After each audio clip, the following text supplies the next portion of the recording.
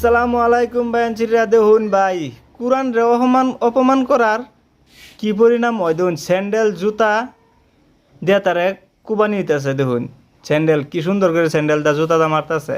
হ্যাঁ, কিন্তু তার দোষ একটাই, হ্যাঁ কম বয়সের একটা শরীরে দর্শন করছে, যেটার লাগিয়া তারে জুতা স্যান্ডেলটা দেখুন বেট টেনে বেটানে মিললে তারে বাড়িতেছে।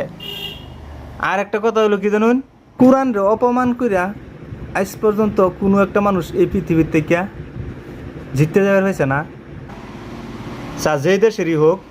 হ্যাঁ, তো এই মুস্তফা কামাল আজাহারিটা কইতাম না, এটা লুচ্চা মানুষ, এটা আজাহারি করলে লাভ নাই, আজাহারি করলে পাপ হবো।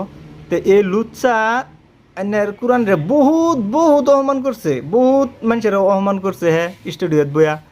তা আজকে দেখুন, হ্যাঁ আল্লাহ তারে কি বিচার আল্লাহ নিজের হাতে করে দিছে তারে।